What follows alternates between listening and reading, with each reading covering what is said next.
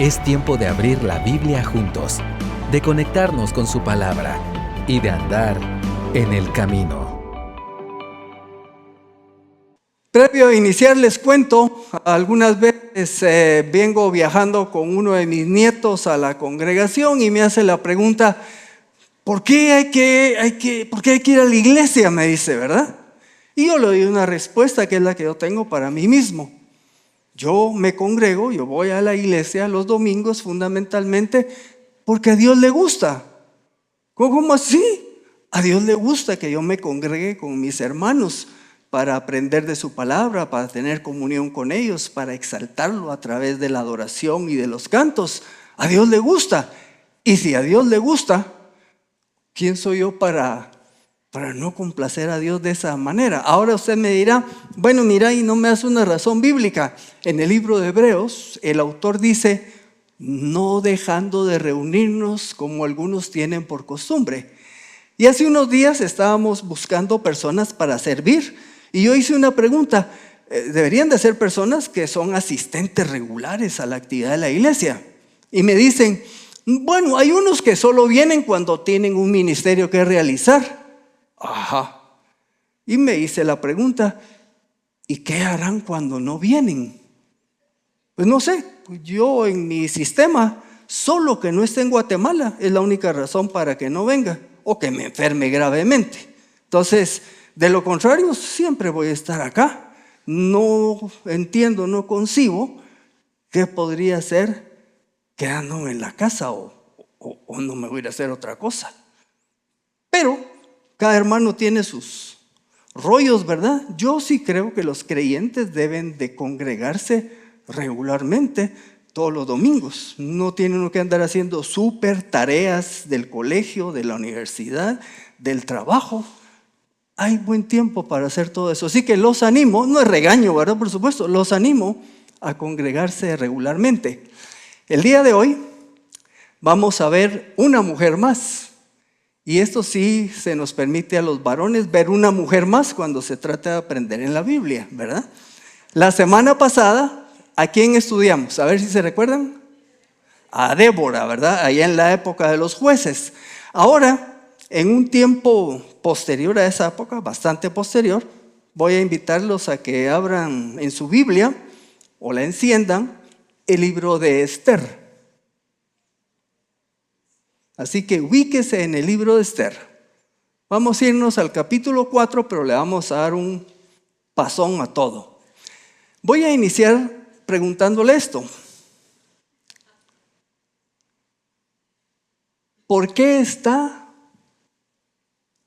donde está usted? ¿Por qué está donde está? Todos están en algún lugar. Alguno está en su trabajo entre semana, otros están en la universidad, en la escuela, en el colegio, en algún lugar usted está.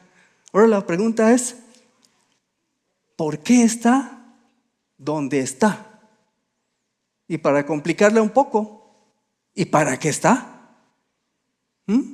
Son preguntas que a veces no nos hacemos.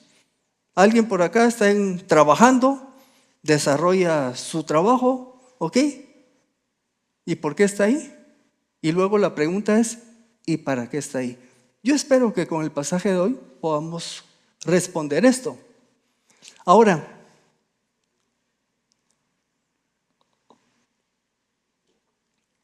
y estando donde está, ¿qué sucede si de pronto le mueven el piso? Mi esposa me dijo, el dicho usual es que le movieron la silla. Pero también existe el que dice le movieron el piso y dice, se usa para expresar que alguien o algo desestabilizó a una persona. A cualquiera de nosotros pueden venir situaciones que nos desestabilizan. Y la pregunta sería, ¿y cuando eso sucede, qué hacemos? Otra pregunta que espero contestar a través de este pasaje. Vamos a encomendar este tiempo al Señor. Por favor, ahí usted en su corazón, dígale al Señor que Él lo guíe para que usted de su palabra aprenda lo que Él quiere que usted aprenda, Voy a dar un pequeño tiempo de silencio para que usted le diga eso al Señor y luego cierro. Oremos.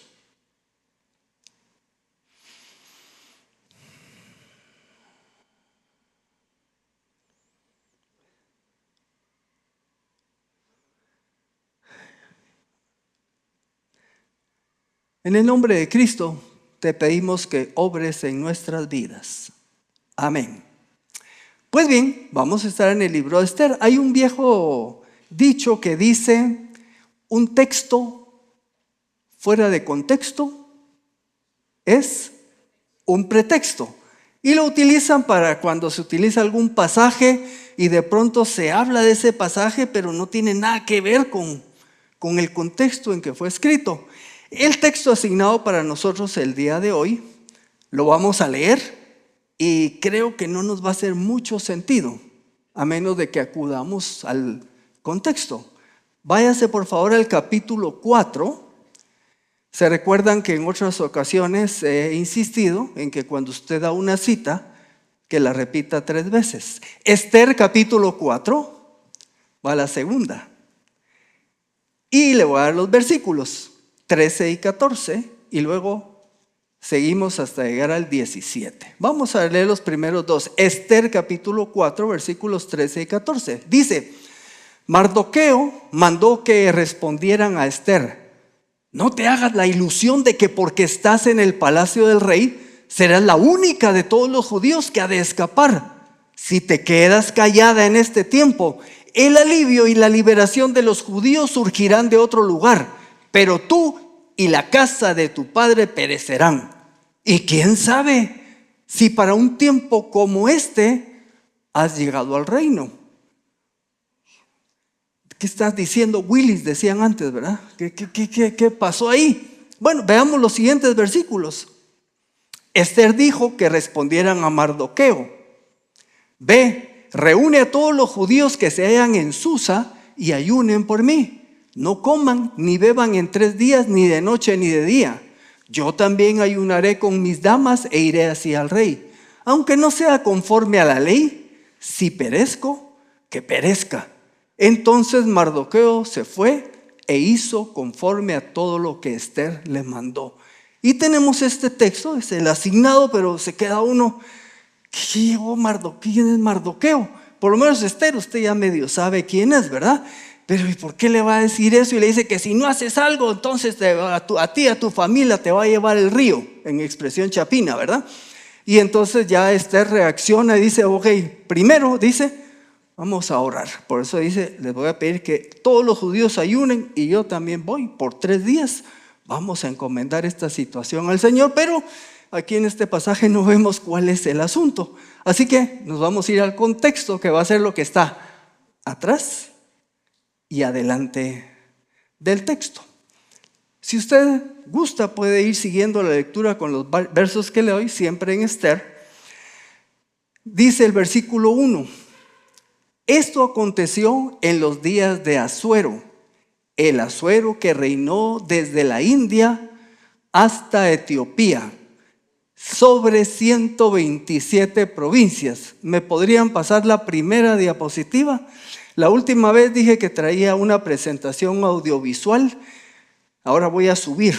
Ahora van a ser 2 diapositivas. Así que esta es la primera. No sé si a usted le gusta la historia, pero el pueblo de Israel, tanto el reino del norte como del sur, por su rebeldía crónica de no escuchar la voz de Dios y vivir conforme a lo que Dios quería, Dios tuvo que proceder a disciplinarlos. El reino del norte fue llevado cautivo por un imperio que se llamaba el Imperio Asirio, año 722 a.C. Y luego varias decenas de años después, en el 586 a.C., llega Nabucodonosor con el imperio babilónico y toman al reino del sur y se lo llevan a la zona de Mesopotamia y las distintas ciudades, ahí los ubicaron, ¿verdad? Y este imperio babilónico fue conquistado a su vez por el imperio medo-persa. Esto que ven en la pantalla es lo que abarcaba en ese momento el imperio medo-persa. El versículo 1 dice que iba desde la India ¿Hasta dónde? Etiopía. Ahí estaban los límites. Hoy día ocupa buen número de países.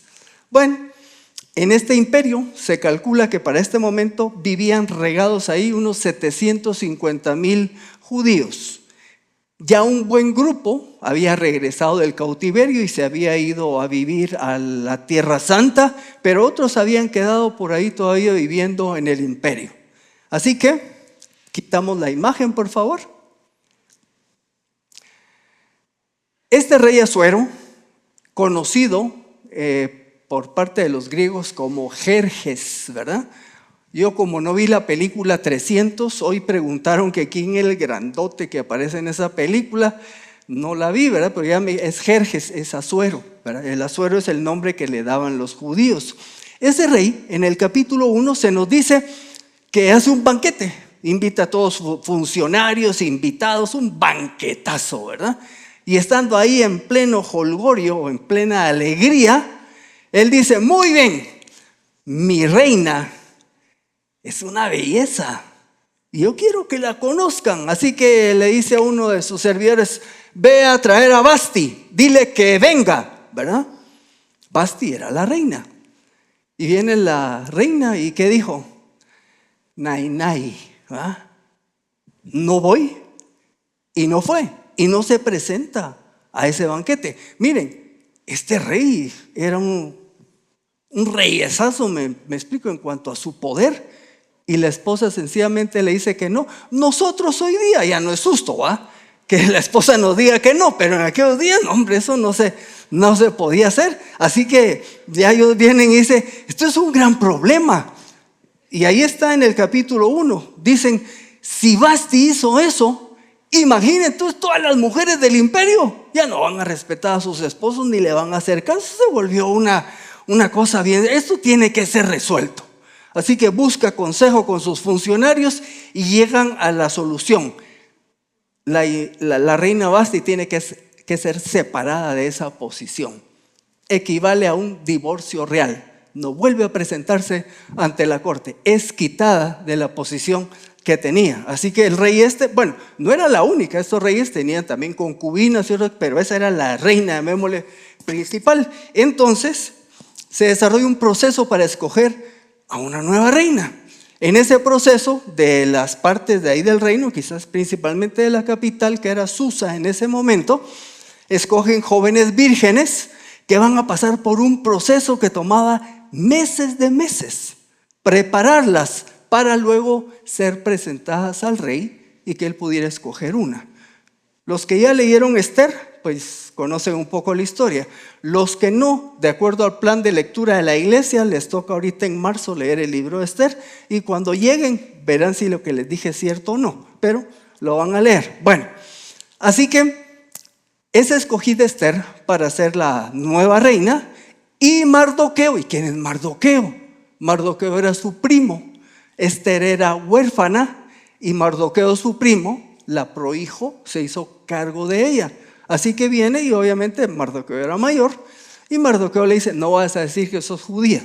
Sus razones tendría. Entonces es escogida, llega al harem, al grupo del palacio, y luego pasamos al capítulo 2. Estoy en el contexto para entender el texto. Mardoqueo era un funcionario del palacio. Fíjense que yo toda mi vida pensé que Mardoqueo era una especie así como de pordiosero que se mantenía en la puerta del palacio, ¿verdad? Esa era la imagen que yo tenía las otras veces que leí Esther. Ahora leyendo más y más y más y viendo aquí, no, hombre, este fulano trabajaba en el palacio. Cuando se habla que estaba a la puerta del palacio, él era un funcionario. Ese funcionario, por cierto, Mardoqueo, en una ocasión se entera que un par de servidores del rey quieren matar al rey. Y entonces hace el aviso correspondiente, dice ahí que se investiga, y era cierto, agarraron a este par de funcionarios, les quitaron la vida, y sin embargo, dice, se quedó por escrito lo que hizo Mardoqueo, aunque no hubo ningún reconocimiento. Capítulo 2. Vamos al capítulo 3. Después de estas cosas, el rey Asuero engrandeció a Amán, hijo de Hamedata el Agageo. Lo enalteció y lo puso en el sitial más alto que el de todos los magistrados que estaban con él. Todos los servidores del rey que estaban a la puerta real se arrodillaban y rendían homenaje a Amán, porque así había mandado el rey con respecto a él. 3 personajes, 4. Asuero el rey, Vasti, que la quitaron, Esther, la nueva reina, Mardoqueo, un judío que trabajaba ahí en el palacio. 5.º personaje, Amán. Dice que a este Amán, ¿por qué? No lo explica, pero viene y lo sube y lo pone en una posición tan solo abajo del rey, de ahí, encima de todos, y todos le deberían de rendir pleitesía. Pero dice la última parte de este versículo 2, pero Mardoqueo no se arrodillaba ni le rendía homenaje. Ok, ya vemos ahí que hay crisis y conflicto en el gobierno, ¿verdad? No es nada raro si usted ve las noticias hoy día en el país del norte. Están viendo a ver si Elon Musk se pelea con Marco Rubio o que son los funcionarios, y ya sale Trump diciendo tranquilos, estamos en armonía. Pero las crisis siempre se dan por todos lados. Bueno, ahí está Mardoqueo. Ante esto, Amán se rascó. Eso quiere decir se enojó, ¿verdad? Todos aquí se inclinan ante mí. ¿Y este fulano quién se cree que es? Era judío. Y entonces viene Amán y persuade. Eso es, guía a Asuero para que se tome una acción y que se destruya el pueblo judío. Por supuesto, si el problema es con Mardoqueo, ¿me explico? ¿Por qué la va a agarrar contra todo el pueblo judío? No se preguntan eso. El que no se le sometió fue Mardoqueo. Pero ahora viene Amán y hace una trama para que todo el pueblo, incluyendo Mardoqueo, todo el pueblo judío sea destruido. Y uno se hace una pregunta, ¿qué pasó? Veamos qué dice Esther 3, 8, 9a. Luego Amán dijo al rey Asuero: hay un pueblo disperso y separado entre los pueblos en todas las provincias de tu reino, cuyas leyes son diferentes de las de cualquier pueblo. Ellos no observan las leyes del rey y el rey no tiene ventaja en dejarlos vivir. Si al rey le parece bien, que se decrete por escrito que se los destruya. De nuevo, por Amán, por Mardoqueo, ahora iba a haber un decreto para matar a 750,000 judíos que vivían en todo el reino. Y uno dice, ¿de dónde ese odio? Usted se preguntará, ¿por qué razón tiene que hacer esta movida Amán? Le voy a contar algo. En el versículo 10 vuelve a hablar de Amán. El rey tomó de su mano el anillo de sellar con el que iban a sellar el decreto y se lo dio a Amán, hijo de Hamedata, el agageo. Y termina el versículo diciendo, enemigo de los judíos. Eso es para que entendamos que no la tenía solo contra Mardoqueo, sino que sí la tenía contra todo el pueblo judío. Había algo en él. Y uno se pregunta, bueno, ¿y de dónde viene eso? Aquí tengo que utilizar la información que hay en los estudiosos de estos temas, y una de las posibilidades, y es la que voy a mencionar, es que este Amán, agageo, era descendiente del rey Agag, rey de los amalecitas. Ya estoy hablando chino, ¿verdad? Bueno, le voy a contar. Ahí en 1 de Samuel, ¿dije primero o primera? Primero, vaya. Correspondencia de género y número en el lenguaje. Bueno, en 1 de Samuel, capítulo 15, se le da la orden a Saúl que destruya a los amalecitas. Totalmente, tierra arrasada. Se iba la gente, animales y todo. Y viene Saúl y sí cumplió con lo de la gente, pero no con los animales, y de remate le perdona la vida al rey Agag. De este rey se supone que es descendiente Amán. Bueno, por esta desobediencia, Saúl pierde el reino. Ahí en el capítulo 15 de 1 de Samuel. Pierde el reino y entonces va a subir David. A usted dirá, ¿y qué de estos amalecitas? ¿Por qué Dios pidió que los borraran de la tierra? Me voy a ir unos años más atrás. Allá en Éxodo 17, cuando el pueblo venía con Moisés saliendo de la esclavitud de Egipto, camino a la tierra prometida, hay un pueblo que se les enfrenta y empieza a pelear con el pueblo judío. Eran los amalecitas.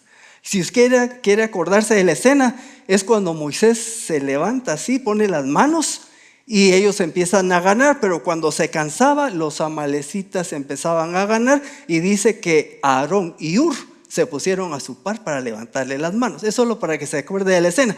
Ante este ataque de los amalecitas, Dios dio un decreto y fue así. Y Jehová dijo a Moisés: escribe esto para memoria en un libro y di a Josué que raeré del todo la memoria de Amalec de debajo del suelo, del cielo. En pocas palabras, esa nación tenía que desaparecer por lo que había hecho. Y eso fue lo que le pidió años después a Saúl que hiciera y no hizo. Y un poquito más adelante, entonces allá en 1 Samuel 30, se ve a David que logra la victoria sobre esta comunidad de amalecitas. Solo hay unos cuantos sobrevivientes, varones que huyen en camellos, y son los que quedaron. Y entonces se considera que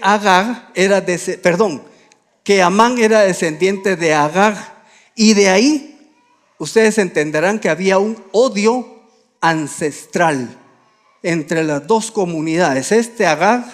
Amán, descendiente de los amalecitas, ¿cómo no iba a odiar a los judíos si eran los que los habían destruido? Ahora, entendiendo esto, entonces, les voy a decir qué es lo que pide Amán, y está en el versículo 13 del capítulo 3. Se hicieron cartas para ir a todas las ciudades del imperio. Las cartas fueron enviadas por medio de mensajeros a todas las provincias del rey para, destruir, matar y exterminar a todos los judíos, desde los jóvenes hasta los ancianos, los niños y las mujeres. Y esto tenía que suceder en un solo día, el 13 del mes 12º, en el mes de Adar, y tomar botín de ellos. ¿Qué era el decreto? Van a arrasar completamente con todos los judíos del reino, matarlos a todos, y sus pertenencias las tomarán como botín. Era hacerlos desaparecer. Ahora sí, ya viendo esto, entonces volvamos al pasaje. Nos vamos a ir unos cuantos versículos atrás y vamos a ver que Mardoqueo se presenta a la puerta real, dice vestido de cilicio. Eso era una especie, el cilicio era una tela hecha del pelo de cabras negras. Era una ropa incómoda, picaba. Usted ha usado un suponcho de allá de Momostenango, para los que se acuerdan, picaban y a veces hasta venían con semillitas, hay una picazón. Bueno, algo así era esto el cilicio, y se utilizaba para expresar profundo dolor por una situación que se estaba viviendo. Así que por eso llega Mardoqueo de esta manera, está compungido al enterarse de la noticia. Viene Esther, obviamente no podía tener contacto directo con Esther, que era la reina. Entonces Esther le envía ropa por medio de un eunuco que se llama Atac, uno de sus servidores, y entonces va con Mardoqueo. Manda a decir Esther que no, hombre, como es prohibido en este reino, no puede uno andar con cilicio, así como de luto. Entonces le lleva ropa y viene Mardoqueo y le dice, no. Y entonces va a expresarle por qué está ahí. Viene Mardoqueo y a este Hatag le da una copia del documento del decreto que había sido promulgado en Susa. Como era funcionario, tenía acceso a esa información. Este documento era el que decía que los judíos deberían de ser exterminados. Y le dijo, enséñaselo a Esther, infórmale y encárgale que vaya al rey para suplicarle e interceder ante él por su pueblo. O sea, para lo que llegó Esther, ahora entendemos los versículos que vamos a ver. Llegó a decirle, hay un decreto donde van a eliminar a todos los judíos. Entonces, anda, era su prima ahijada, ¿verdad? Anda a hablar con el rey para ver si puede revertir esta situación. Versículo 12, responde Esther. Todos los del rey, estoy en el 4:12. Todos los del rey y el pueblo de las provincias del reino saben que para cualquier hombre o mujer que vaya al rey en el patio interior sin ser llamado, hay una sola sentencia: ha de morir. Mardoqueo le dice, anda a hablar con el rey. Y Esther le dice, es que si el rey no lo llama a uno, es muerte. Y agrega ahí Esther, va a morir, excepto aquel a quien el rey le extiende el cetro de oro para que viva. O sea que si alguien se presentaba al patio interno donde estaba el rey, y ahorita, ¡tarán!, se verá, y ahí estaba el rey, le tocaba que se lo quebraran, pero que lo mataran, a menos que levantara su cetro de oro. Y entonces era invitado a llegar. Y esa es la respuesta de Esther. Y dice, yo no he sido llamada para ir a la presencia del rey en estos 30 días. O sea, si yo hago lo que me dices, pena de muerte.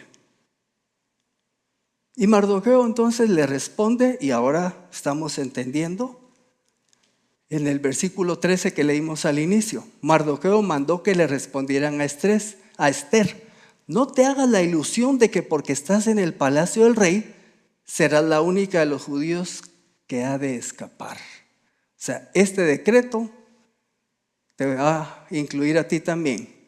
Si te quedas callada en este tiempo, el alivio y la liberación de los judíos surgirán de otro lugar. Dios no está limitado a ti. Dios puede encontrar otra solución. Pero le dice, tú y la casa de tu padre perecerán. Por cierto, si era huérfano, la casa de su padre era toda su familia, perecerán. Y la pregunta que le hace Mardoqueo, parecido a lo que yo les pregunté al inicio. ¿Y quién sabe si para un tiempo como este has llegado al reino? ¿Por qué Esther estaba donde estaba y para qué estaba? ¿Verdad? Y aquí le está diciendo Esther, aquí hay una crisis, se está moviendo el piso, ¿verdad? Nos están desestabilizando, era una crisis de muerte. Y quién sabe si donde estás, para esto, para este momento es que estás. Ya con este comentario, respuesta de Mardoqueo, entonces tenemos que pensar nosotros en nuestros días. Todos estamos en algún lugar, en nuestro hogar, en el trabajo, con la familia, con la iglesia, que es donde sea que estemos, tarde o temprano se nos va a mover el piso. Eso quiere decir, nos va a tocar confrontar situaciones adversas que nos alteran todo el panorama. Lo que les estoy diciendo creo que no es nuevo, creo que muchos aquí han vivido eso ya en el pasado. Vamos viviendo tranquilos y de pronto algo pasa que nos saca del centro. Y algunos se quedan que se quedan impávidos y no hacen nada. Otros se empiezan a quejar de la vida, distintas reacciones, pero a cualquiera de nosotros nos puede pasar. Por cierto, quiero que entendamos algo. No estoy hablando aquí de cristianos que estén en posiciones de alto poder. Estoy hablando de cualquier cristiano en cualquier posición en que esté. ¿Qué hizo Esther? Versículo 15 y 17, que ya lo leímos, pero ahora lo vamos a entender mejor. Esther dijo que respondieran a Mardoqueo, ve y reúne a todos los judíos que se hallan en Susa, era la capital del reino, y ayunen por mí, no coman ni beban en 3 días, ni de noche ni de día. Yo también ayunaré con mis damas e iré así al rey. Aunque no sea conforme a la ley, se recuerda que no se podía uno presentar solo así ante el rey, aunque no sea conforme a la ley, dice Esther, si perezco, que perezca. Si por tomar esta acción he de morir, pues moriré. Entonces Mardoqueo hizo todo lo que le indicó Esther. Llevó con el pueblo a decirle, ayunemos por 3 días. Bueno, habiendo entregado esta situación en oración y habiéndola puesta en las manos de Dios, Esther puso manos a la obra. De nuevo, su primera reacción ya enfocada fue, ¿qué tenemos que hacer? Lo primero es acudir a Dios. Por eso dijo, creo que ayunen por 3 días, dedicados en oración a Dios, presentándole esta necesidad. Pregunta para nosotros, cuando vienen estos momentos de crisis, ¿qué es lo primero que hacemos? A mí me ha pasado, que se enfermó un nieto, llamen al doctor. No, hay que darle un giro a eso. Se enfermó un nieto, oremos. 2, ok, llamemos al doctor. Pero la prioridad 1 es acudir a Dios. Si algo aprendemos es que cuando vengan situaciones difíciles, nuestro primer paso es acudir a Dios para poner esa situación en sus manos. Segundo, viene Esther y ahora sí decide presentarse ante el rey. Dice que aconteció, capítulo 5, versículos 1 al 3, aconteció al tercer día, porque pidió 3 días de oración y ayuno, que Esther se vistió con su vestido real y se puso de pie en el patio interior de la casa del rey, frente a la sala real. El rey estaba sentado en su trono real en la sala real, ante la puerta de la sala. Y sucedió que cuando el rey vio a la reina Esther de pie en el patio, ella obtuvo gracia ante sus ojos. Esta es la respuesta de Dios. Lo normal era, muere. Lo anormal, la obra de Dios, gracia. Obtuvo gracia delante de sus ojos. El rey extendió hacia Esther el cetro de oro que tenía en su mano y Esther se acercó, tocó la punta del cetro. Entonces miren esta gracia, obra de Dios. El rey le preguntó, ¿qué tiene, reina Esther? ¿Cuál es tu petición? Hasta la mitad del reino te será dado. Como quien dice, ¿qué pides? Te voy a dar casi que lo que pidas, ¿verdad? Bueno, miren, no le respondió en ese momento Esther, sino le dijo, rey, voy a hacer un banquete. Te invito a que vengas y tráete a Amán, su primer ministro, digamos, ¿verdad? Y los invita a cenar. Y en esa primera cena, Esther todavía no responde. Le vuelve a decir, capítulo 7:2, ¿cuál es tu petición? Bueno, fue lo que le dijo. ¿Cuál es tu petición? Te será dada. ¿Qué es lo que solicitas? Hasta la mitad del reino te será concedida. Entonces resulta que vuelve a hacer un segundo banquete. En ese segundo banquete, ante la pregunta otra vez de Asuero, ahora sí Esther le va a dar la respuesta. Y aquí va a desvelar todo el asunto. Capítulo 7, 3b y 4. Oh rey, le dice Esther, si he hallado gracia ante tus ojos y si a su majestad le parece bien, que me sea concedida la vida por mi petición y mi pueblo por mi solicitud, porque yo y mi pueblo hemos sido vendidos para ser destruidos, muertos y exterminados. Aquí ya le dijo, soy judía, soy de ese pueblo que salió el decreto que los tienen que destruir. Y miren todavía lo que le dice Esther, mira, rey, si hubiéramos sido vendidos para ser esclavos y esclavas, no hubiera venido a hablar contigo, pues tal desgracia no justificaría molestar al rey. En pocas palabras, si fuera cualquier otra cosa, no vengo a molestarte, mi rey, le dijo, ¿verdad? Porque era su rey, ¿verdad? Y entonces, pero esto era crítico, era la muerte del pueblo. A lo cual ya se fijó que quien está predicando es la Escritura, porque solo la estamos leyendo. El rey Asuero, versículos 5 y 6, preguntó a la reina Esther, ¿quién es ese y dónde está el que ha concebido hacer tal cosa? Y Esther le respondió, el enemigo y adversario es este malvado Amán, el que estaba ahí con ellos en la cena ese segundo día, en ese banquete, es este malvado Amán. Y dice el pasaje, entonces Amán se llenó de terror en la presencia del rey y la reina. Hay más detalles, usted los va a leer cuando lea el libro de Esther. Pero, ¿qué es lo que resulta de todo esto? Amán es ahorcado. Y resulta que como por ley que ellos tenían, el decreto de aniquilar a los judíos no se podía revocar, entonces viene el rey y emite otro decreto, un decreto al que yo le llamo que se le concede al pueblo judío el derecho a defensa propia. Como van a intentar matarlos muchos enemigos que tenían, ustedes tienen el derecho de defenderse. Y entonces la historia nos dice que después del decreto, eran 11 meses después, llegó ese día, esa fecha donde tenía que ejecutarse. Hubo gente que quiso atacar a los judíos se defendieron y vencieron. Se fueron 75,000 enemigos de los judíos en esa oportunidad. ¿Cómo termina entonces la historia? La historia termina con la victoria del pueblo judío sobre sus enemigos. Esther siendo reina y Mardoqueo fue elevado a la posición de primer ministro. ¿Qué aprendemos de Esther? Estamos aprendiendo de las mujeres de la Biblia.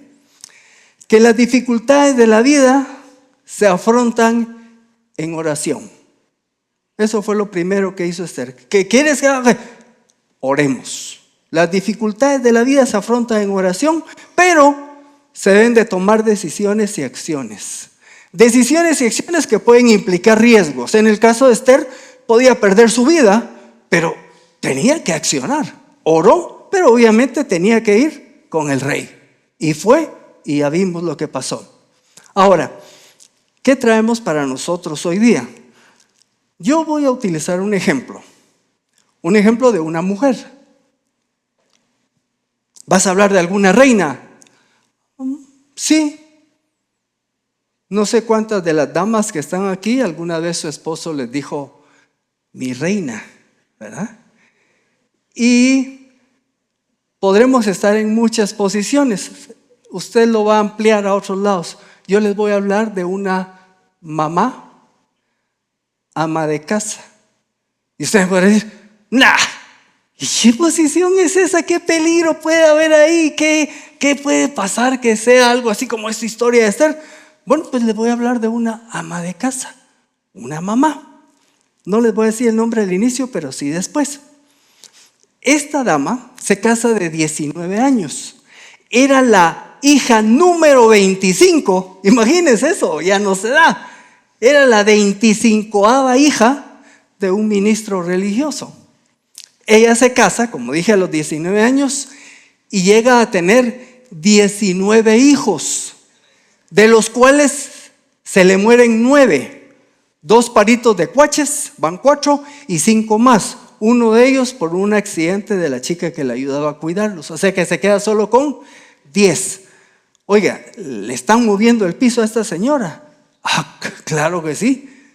Perder 9 hijos. Ah, qué bárbaro. Bueno, esta dama asume la educación de los 10 hijos que le quedan. De los que le quedan son 7 mujeres y 3 hombres. Como parte de su vida matrimonial, vivió un año sola con todos estos hijos porque tuvieron un pleito con el marido y aquel se fue por un año. Ya se imaginan quedarse una mujer con 9 hijos. Esta dama tenía sus normas y sus reglas.